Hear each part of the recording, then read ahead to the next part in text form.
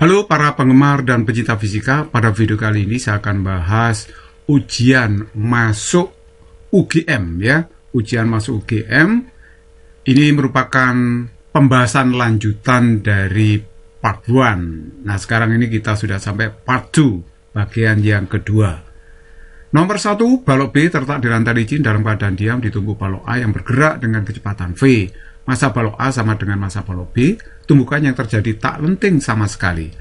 Persentase energi yang hilang setelah tumbukan adalah sekian persen dari energi kinetik total awal sebelum tumbukan. Jadi di sini ada balok A yang bergerak dengan kecepatan V, kemudian menumbuk balok B dalam keadaan diam. Ini lantainya licin ya. Oke, nah diketahui dalam soal massa A itu sama dengan massa B yaitu M. Nah, menurut hukum kekalan momentum, jumlah momentum sebelum dan sesudah tumbukan harus sama. Kita menggunakan hukum kekalan momentum untuk menghitung kecepatan kedua benda ini setelah tumbukan. Nah, jumlah momentum sebelum tumbukan hanya momentum A, MAVA, karena B-nya diam. Sedangkan setelah tumbukan, karena tumbukannya tak lenting, maka setelah tumbukan A dan B bergabung jadi satu. Dalam bahasa Jawanya itu kantil atau klet ya. Jadi kalau begitu masanya menyatu, MAMB dikalikan dengan V aksen. V aksen itu kecepatan bersama-samanya setelah terjadi tumbukan. Nah, MA itu M ya. Nah, sedangkan VA itu V, MAM, EB, M. Sama ini, MA sama dengan MB sama dengan M. Jadi kalau begitu ini kita dapatkan V aksennya adalah setengah V. Karena ini kan 2M, M-nya dicoret. Jadi V aksennya setengah V. Nah, jumlah energi kinetik sebelum tumbukan tidak lain adalah energi kinetik yang dipunyai balok A saja. Nah, karena balok B-nya diam, jadi jumlah energi kinetik sistem sebelum tumbukan itu adalah setengah mv kuadrat. Nah, setelah tumbukan, maka kedua benda ini klet ya, kantil masanya, jadi menyatu, jadi setengah MA plus MB dikalikan V aksen kuadrat. Jadi keduanya bergerak dengan kecepatan V aksen. Tapi V aksennya sudah diketahui setengah V ya. Oke, kita taruh MA-nya sama dengan M, MB-nya M ya. Sedangkan V aksennya itu setengah V. Ini saya kuadratkan seperempat kali ini. Tapi ini 2M kali setengah kan M ya. Jadi kalau begitu hasilnya seperempat MV kuadrat. Nah, jumlah energi kinetik yang hilang setelah tumbukan itu adalah jumlah energi kinetik sebelum tumbukan dikurangi setelah tumbukan. Nah, kalau saya bandingkan jumlah energi kinetik yang hilang dibagi dengan jumlah energi kinetik awal, itu adalah berarti sigma EK min sigma EK aksen dibagi sigma EK awal. Jadi kalau begitu, EK yang hilang itu adalah sebelum tumbukan, ya sigma EK-nya setengah MV kuadrat, setelah tumbukan 0,25 MV kuadrat. Terus kita bagi dengan setengah MV kuadrat, jumlah energi kinetik awal, ya kan? Nah, ini kalau saya bagi hasilnya apa ya? Ini 0,5 dikurangi 0,25 kan 0,25 ya. Nah, ini 0,5. Jadi ini kalau saya bagi hasilnya adalah 50/100 atau setengah ya. Karena ini seperempat dibagi dengan setengah. Berarti berapa ya? 2/4 atau 50/100. MV kuadratnya hilang ini ya. Nah, 50/100 itu sama aja dengan 50%. Jadi kalau begitu, persentase energi yang hilang setelah tumbukan adalah 50% dari energi kinetik total awal sebelum tumbukan. Jadi jawaban yang tepat adalah D. Nomor 2, seorang pelari menempuh jarak total d meter selama waktu T detik, di mana T detik pertama gerakannya dipercepat beraturan tanpa kecepatan awal. Kemudian sisanya bergerak dengan kecepatan konstan. Jika jarak yang ditempuh selama T detik pertama sama dengan jarak sisa waktunya, maka percepatan pelari pada T detik pertama adalah berapa meter per sekon kuadrat.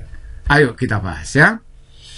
Ya, mungkin ada juga yang sudah melihat pembahasan di buku-buku ya, mungkin kurang jelas. Nah, ini saya jelaskan. Saya menggunakan grafik aja ini ya. Diagram hubungan antara kecepatan melawan waktu.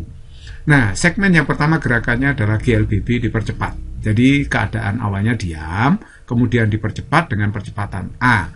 Hingga pada kecepatan tertentu dia bergerak dengan kecepatan konstan. Jadi yang pertama bergerak secara GLBB dipercepat, yang kedua kecepatannya konstan GLB. Nah, oke, perhatikan baik-baik di sini. Kalau selama dipercepat, ini waktunya adalah T kecil ya. Sedangkan kalau kita mencari kecepatan setelah T ini, maka ya percepatan dikalikan waktu kan, A kali T karena VU-nya 0. Jadi di sini nilainya adalah A kali T. Nah terus kemudian, nah waktu sejak dia bergerak dengan kecepatan konstan adalah waktu totalnya T besar dikurangi dengan T yang ini. Ya, jadi T besar itu waktu keseluruhan dikurangi dengan waktu dipercepat itu ya, T min T. Ini waktu sisanya. Jadi kalau begitu perhatikan baik-baik di sini, kalau kita mencari jarak dalam diagram VT itu adalah mencari luas daerah di bawah kurva. Jadi di bawah kurva selama dipercepat ini bentuknya adalah segitiga, sedangkan waktu GLB di sini bentuknya adalah persegi panjang. Nah, kalau dikatakan di situ jarak tempuh selama dipercepat sama dengan waktu bergerak dengan kecepatan konstan. Nah, itu katanya soal kan. Nah, itu berarti S1 sama dengan S2. Padahal mencari jarak itu sama dengan mencari apa? Luas. Jadi kalau ini luasnya L1, ini L2, maka L1 sama dengan L2 kan. Nah, luas segitiga sama dengan luas kotak. Nah, luas segitiga itu ya apa? Nah, luas segitiga itu ya setengah alas kali tinggi. Alasnya T, tingginya AT. Jadi setengah alas kali tinggi itu ya. Terus kemudian luas 2 adalah kotak. Kotak berarti T min T dikalikan dengan lebarnya ini A kali T ya. Luas persegi panjang. Oke, ini tinggal setengah T aja ya, artinya kita copot ya, kita lepas. Nah, terus kemudian kita olah, ini berarti kan T-nya itu 1,5 T kecil ya. Jadi min T ini pindah ke ruas kiri, 1,5 T kecil. Jadi ini akhirnya kita dapatkan bahwa T kecil itu 2/3 T besar. Karena di sini kan 3/2, 1,5. Jadi kalau dibalik 2/3. Oke, T kecilnya ketemu. Pada saat dipercepat, jarak itu sama dengan luas. Perhatikan sini, luas yang di bawah kurva, nih ya, yang miring ini, saat dipercepat, jarak sama dengan luas kan, luas 1 berarti ya. Nah, luas 1 berarti jarak yang ditempuh selama dipercepat itu setengah D, ya kan, setengah D. Nah, perhatikan, karena seluruhnya jaraknya kan D, seluruh jarak yang ditempuh itu D. Karena dikatakan dalam soal bahwa jarak yang ditempuh selama dipercepat dengan bergerak konstan, kecepatan konstan, itu sama jaraknya. Lah kalau sama berapa? Kan berarti setengah D di sini juga setengah D ya.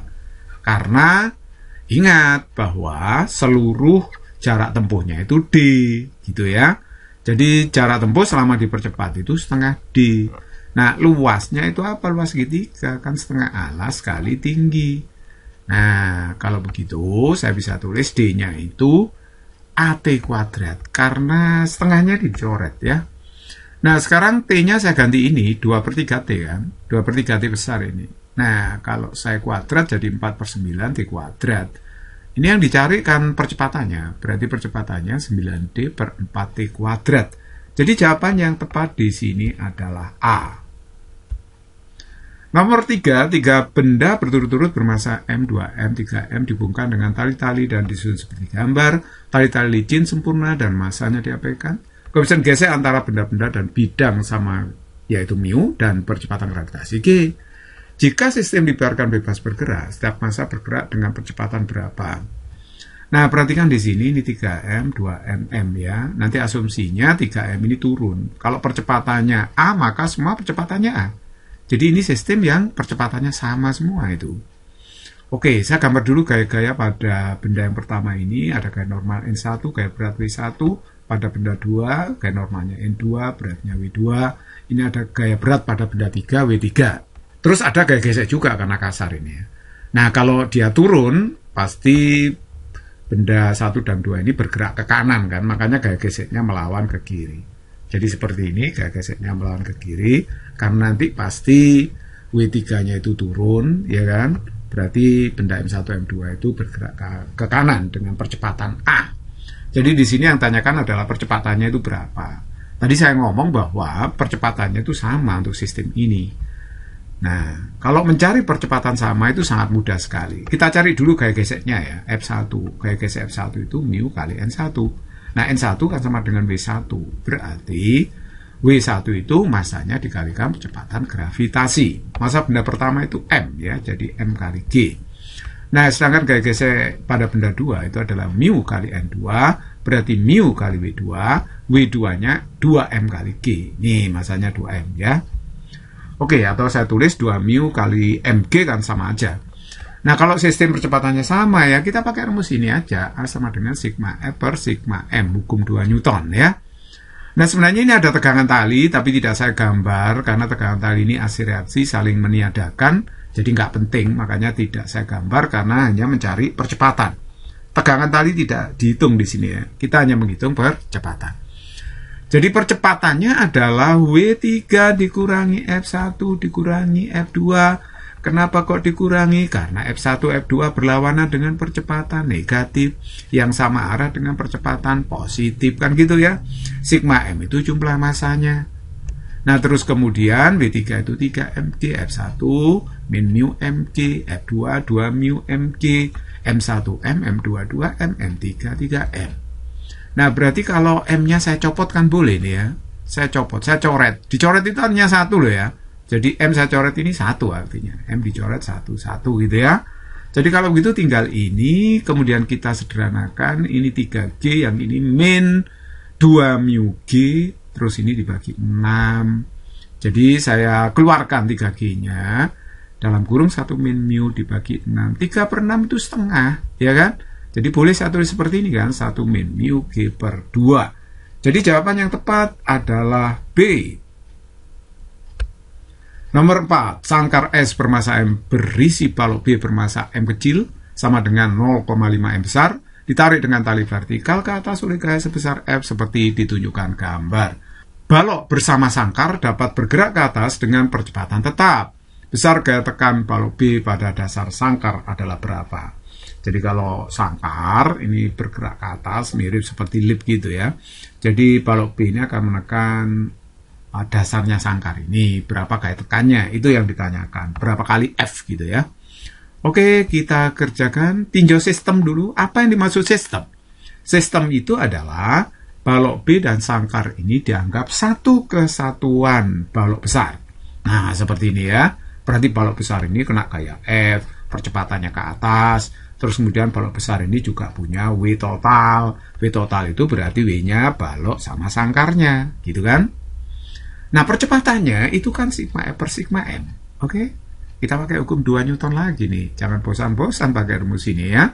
Sigma F-nya itu adalah F dikurangi W total. Sigma M-nya berarti M total. Kalau begitu ini F dikurangi W totalnya berapa ya?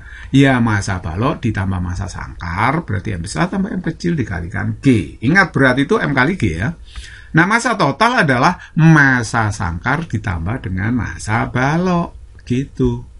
Nah, sekarang M besarnya saya ganti. M besarnya itu berapa ya? Ini kan M kecilnya setengah M, berarti M besarnya 2 kali M, ya kan? Nah, ini saya ganti dengan M kecil aja. M besarnya 2 kali M, ini M besar 2M. Jadi kalau disederhanakan ini jadi 3M, ini 3M. Berarti kalau saya bagi 3M, 3M-nya habis di sini, ini F per 3M dikurangi dengan G. Nah, sekarang kita tinjau balok B. Pada balok B bekerja gaya apa saja ya? Kita tinjau balok B. Gaya yang bekerja pada B itu adalah gaya normal, tekanan lantai sangkar pada balok. Sedangkan W itu adalah beratnya balok. Perhatikan, gaya pada balok B itu cuma 2 ya.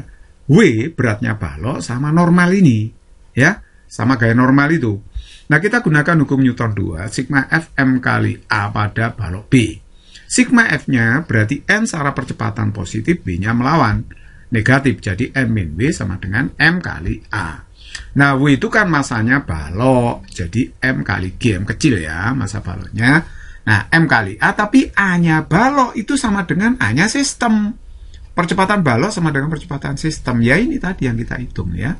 Ya, tentu saja karena balok ini kan kantil pada sangkar. Kelet. Ya, menyatu di sini kan, nggak mungkin percepatannya beda, pasti sama dengan percepatan sistem. Jadi A-nya itu F per 3M min G, gitu ya. Oke, sekarang saya kalikan ini, saya kalikan ya. M-nya kan dihapus ini ya. Nah, ini yang ini MG, tapi min, ya kan. Jadi kalau begitu min MG ini min MG, bisa dicoret kan, ceret-ceret. Berarti kalau begitu normalnya sama dengan F per 3. Jadi jawaban yang tepat adalah B. Music is very easy and fun. Semoga bermanfaat.